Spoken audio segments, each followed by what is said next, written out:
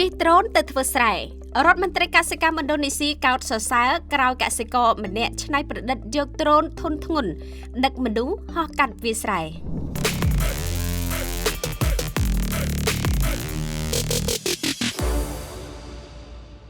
ពិភពបច្ចេកវិទ្យាកសិកម្មកំពុងតែមានការវិវត្តយ៉ាងលឿនរហ័សប៉ុន្តែអ្វីដែលបានកើតឡើងនៅក្នុងប្រទេសឥណ្ឌូនេស៊ីនាពេលថ្មីនេះបានធ្វើឲ្យមនុស្សម្នារាប់លានអ្នកហួចចិត្តនិងបើកភ្នែកធំបន្ទាប់ពីវីដេអូឃ្លីបមួយត្រូវបានបង្ហោះនិងចែកចាយយ៉ាងប្រុងប្រៀតលើបណ្ដាញសង្គមបង្ហាញពីសកម្មភាពកសិករម្នាក់ត្រូវបានដ្រូនធុនធ្ងន់យល់ហោះកាត់វាលស្រែយ៉ាងរំភើយព្រឹត្តិការណ៍ដ៏ចម្លែកខុសពីធម្មតានេះបានកើតឡើងនៅក្នុងតំបន់ទូបាននៃប្រទេសឥណ្ឌូនេស៊ីនៅក្នុងវីដេអូដែលត្រូវបានចុះផ្សាយដោយសារព័ត៌មានអន្តរជាតិ CNA បានបង្ហាញឲ្យឃើញថា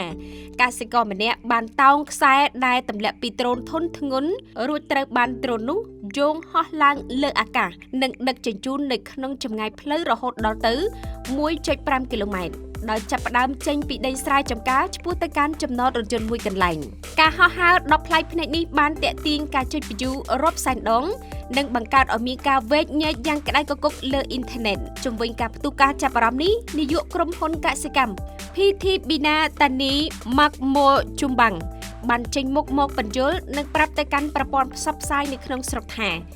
សកម្មភាពដែលបានឃើញនៅក្នុងវីដេអូនោះគ្រាន់តែជាការដកពិសោធន៍ឬការសាកល្បងមើលតែប៉ុណ្ណោះលោកបានបន្តថាក្រុមហ៊ុនចង់សាកល្បងមើលថា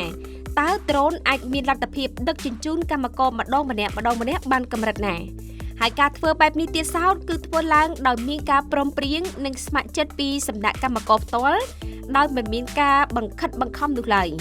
ខណៈពេលដែលមតិមួយចំនួនសម្ដែងការបារម្ភពីសុវត្ថិភាពករណីនេះបានរំភើបទៅដល់ថ្នាក់ដឹកនាំកម្ពុជានៃក្រសួងកសិកម្មឥណ្ឌូនេស៊ីផងដែរលោក Amran Sulaiman រដ្ឋមន្ត្រីក្រសួងកសិកម្មនៃប្រទេសឥណ្ឌូនេស៊ីបានលើកឡើងជាផ្លូវការជុំវិញវីដេអូសកម្មភាពនេះថា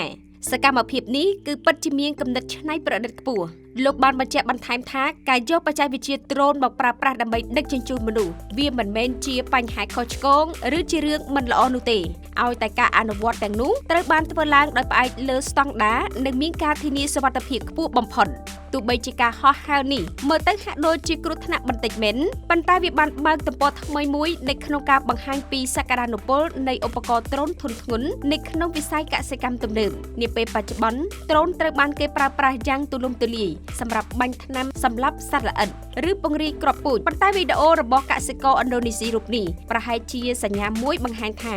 ថ្ងៃណាមួយការធ្វើដំណើរទៅស្រែតាមផ្លូវអាកាសអាចនឹងក្លាយជាការពិតក៏ថាបានដែរ